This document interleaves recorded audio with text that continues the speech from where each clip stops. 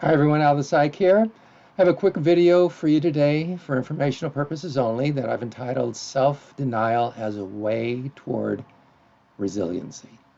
Okay, so I think I've talked about how Stoicism has a lot in common with CBT, cognitive behavior therapy. I've talked about that in the past. Now, if I were seeing a CBT therapist, self-denial, which is talked about in Stoic philosophy, would possibly be one of the techniques that would be applied in my therapy, depending upon my goals. So self-denial would be when I voluntarily give up a pleasure or some sort of comfort. Now, why would I do this? Now, I know I'm getting older and maybe not as sharp as I once was, but that is not the reason. Okay, self-denial helps develop resiliency. If I've never had to deal with hardships, when I eventually do have to face them, I'll be less prepared than if I had already gone through some hardships. I actually have some Stoic cards that present challenges for me, and I've actually done a video on this. So what does self-denial hope to accomplish? Well, if I voluntarily go through self-denial, say not sleeping in my bed, but sleeping on the floor, this prepares me for any future situation in which I may face some hardship.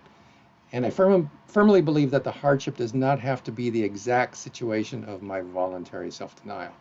So going through the discomfort of not sleeping in my bed, sleeping on the floor, may generalize to a time when maybe I don't have food in the refrigerator for an evening and have to deal with that. Of course, having said that, part of my self-denial training would be to include several different types of scenarios of self-denial, since that does actually facilitate the generalization process better.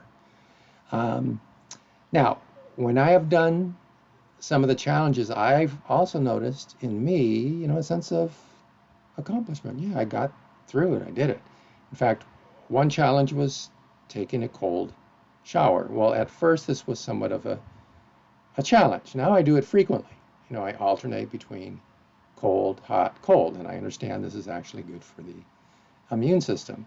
And now it's really not a big deal. I guess I've developed some resiliency in this area at least.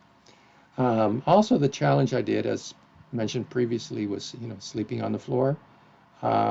What this did for me was help me appreciate my bed when I went back to sleep in it, another benefit. And I've talked about this in a previous video. So I'm sure there are other ways in which self-denial facilitates resiliency, but I'll let you explore those on your own. So now the question for you would be, okay, which self-denial activity are you going to do? Okay, leave that at that point. And that's it. Thank you.